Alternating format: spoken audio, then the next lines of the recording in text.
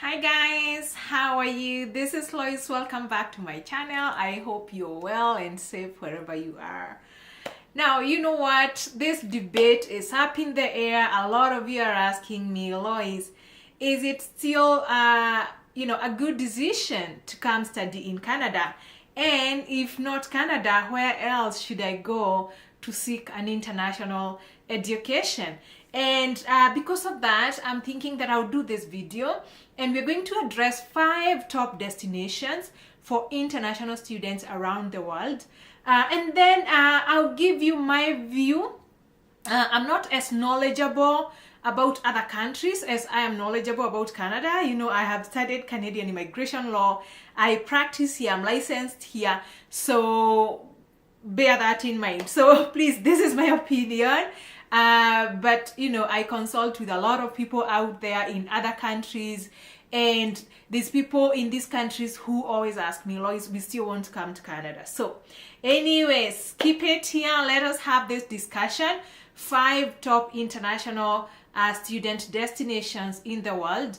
And I am a regulated Canadian immigration consultant. I'm based in Calgary, Alberta. And please, this is not legal advice. Purely my opinion. That's my disclaimer, guys. So if you need legal advice, please head on to the Milele website. That is www.mileleimmigrationservices.ca and book a consultation there. I'll be happy to meet with you virtually and we can talk about your options and I can give you clarity. Okay, guys? All right. Now, factually, the top destination for international students, it's anybody's guess, is United States. Okay? Why? First, you know, in United States, it's a big country, a lot of schools, and a very high population. So the US still remains the topmost destination for international students. Okay? Now, what do I think about the US? As I said, I don't know so much about their laws, but then from my research, I know that if you go there to study, you need, for any country, you need to ask yourself, what is my end goal? And there's something I keep telling people.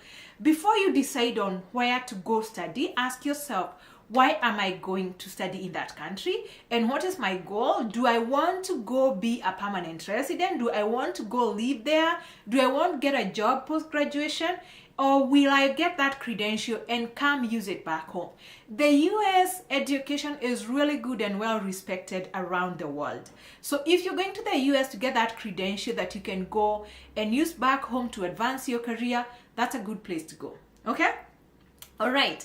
Of course, you know, the US has its own political issues, which I'm not going to drag into this video, but you know, that is up to your preference. Do you mind their political issues or not? If you don't, now, that's personal, okay? One thing I know about the US is that their jobs have good pays, and especially in innovation, healthcare, and the STEM occupations, okay? And I believe because of those jobs, you also tend to get better resettlement, as in better residency options once you graduate in those fields, okay?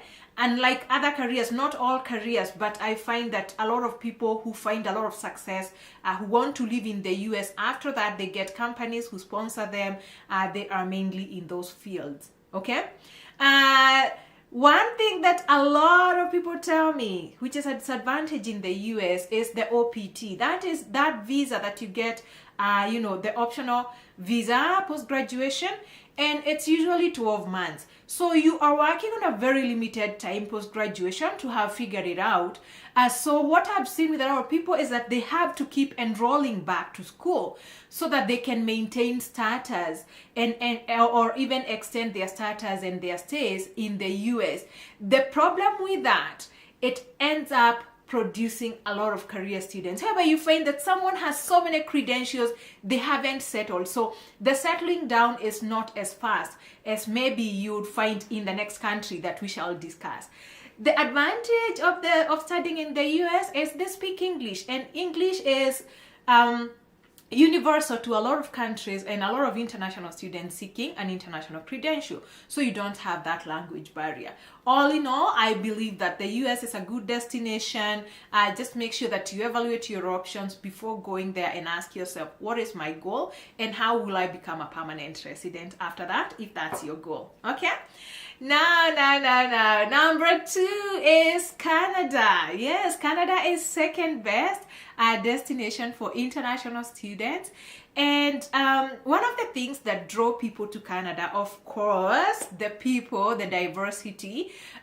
What draws people here is, especially for people who want to settle in Canada post-graduation, is the postgraduate work permit and the ease of transitioning from international studies to permanent residence.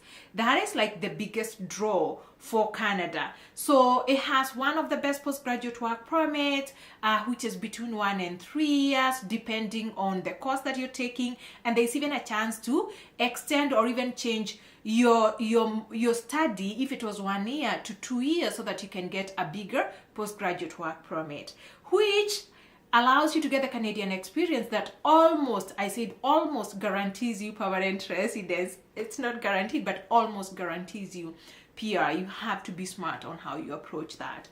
The other thing that draws people to Canada, of course, it's the immigration pathways. After the postgraduate, it's the immigration pathways for international students. There's lots of pathways, there's lots of PNPs, there's the Canadian experience class, there's so many pathways for international students, which kind of draws people who want to come and live here permanently post-graduation. Of course, we don't have any language barriers. English, again, is, except in Quebec, the rest of Canada, the language of study is English. Even just the language of conversation and, just regular communication is English, okay?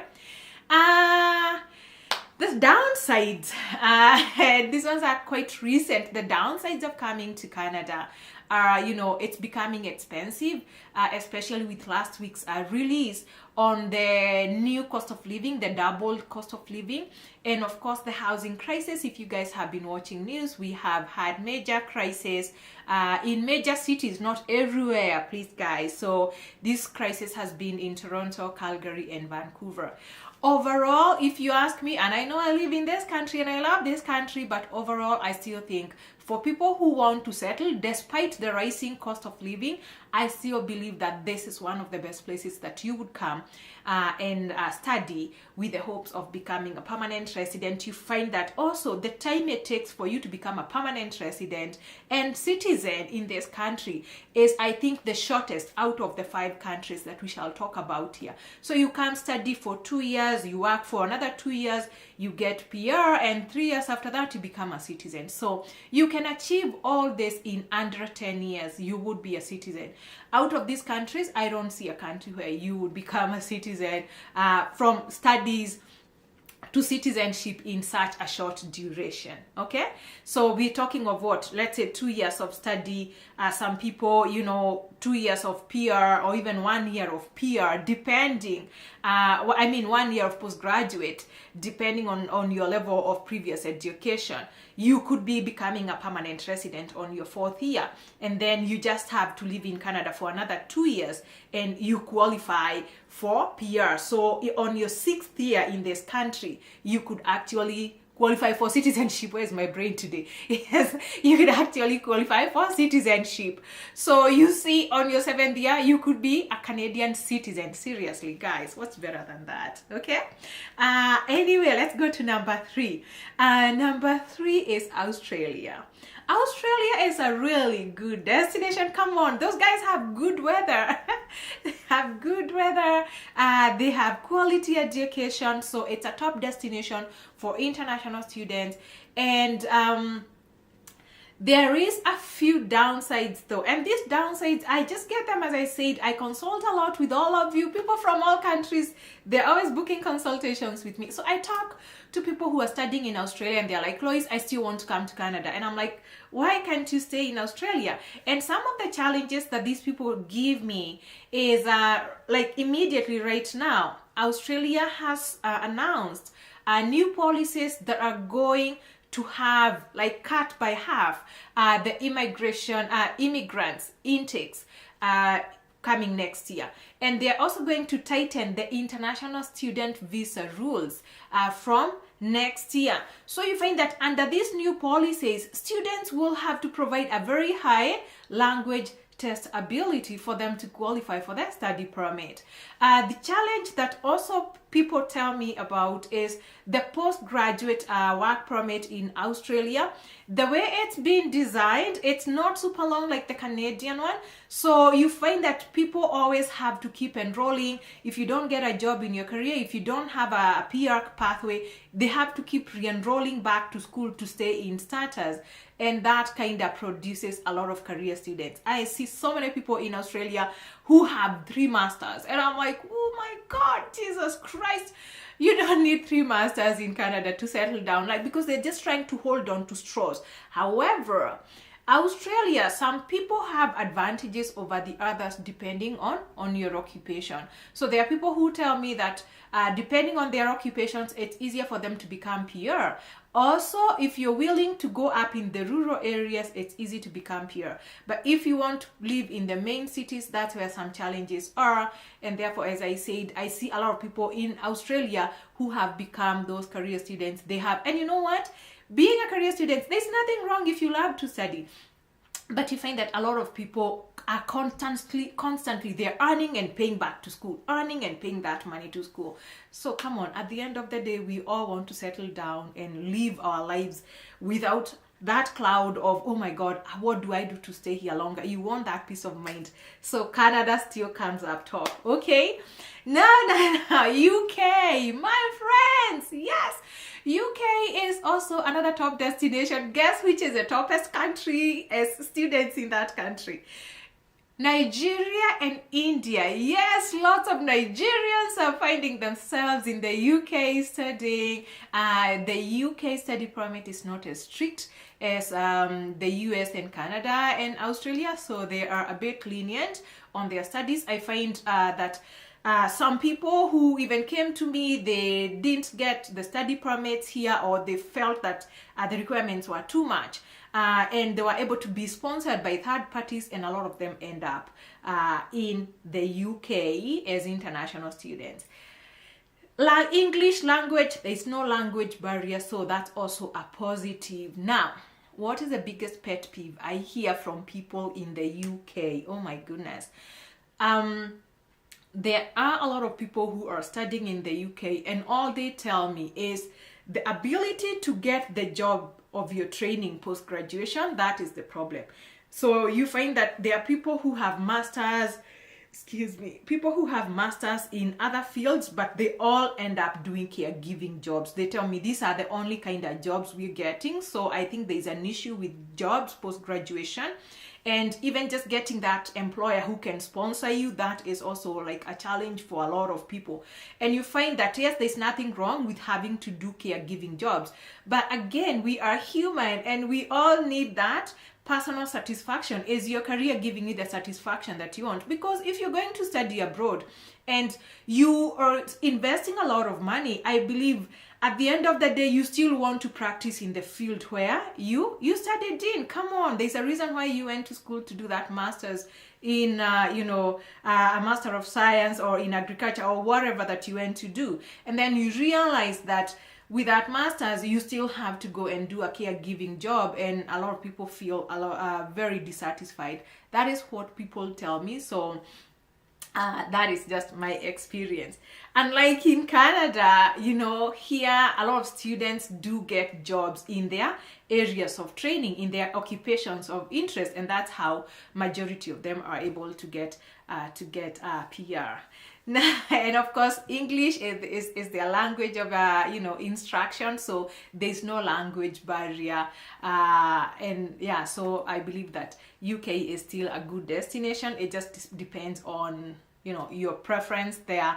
Now, number 5 is Germany. Yes, I know you didn't see this coming, but Germany is a rising star on international student destinations. A lot of people are opting to go to Germany. Guess what? Almost a lot of people are opting to go to Germany.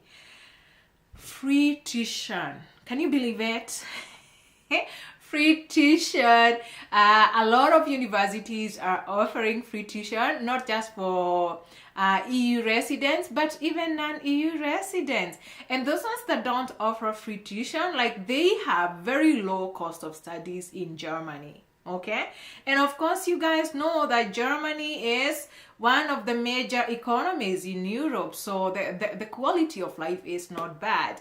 You're also able to study in English. However, now this is what everybody tells me. People who consult with me, they're in Germany, they are like, Loise, we want to come to Canada because we want to become PR. The frustrations they have is, number one, language barrier. Yes, they are like, you know what, yes, as much as you study in English, a lot of employers still want you to speak German for you to be employed. So if you're not fluent in that language, then you find that you're not employable, or you're not getting the jobs that you desire despite your high education.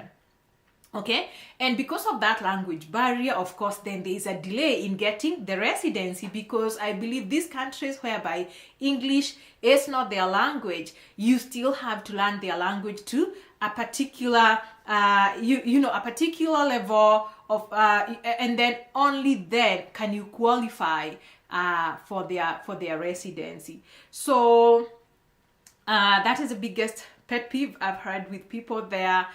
They have some good postgraduate work visa, but I think it's like 18 months. But all in all, the challenge, even if you take your family and your spouse has that work permit, a lot of people tell me we are not getting the jobs that we want just because of the language. So you find that then a lot of people just end up working in those healthcare jobs, the occupations that the Germans themselves don't want to take. That is where then a lot of international students and their spouses work. So overall, those are 5 countries. I believe they are all good countries to go study. Each has their own advantage. Each has something to offer. Come on.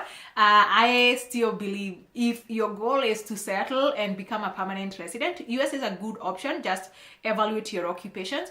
But Canada overall is still a good destination for international students. The one thing you have to think about though in Canada going forward, please think critically on the course that you're coming to study because of the recent changes in the express entry, my friend. And I'll be talking about that in my next video, guys. So thank you so much for subscribing. It was lovely seeing you. And guess what?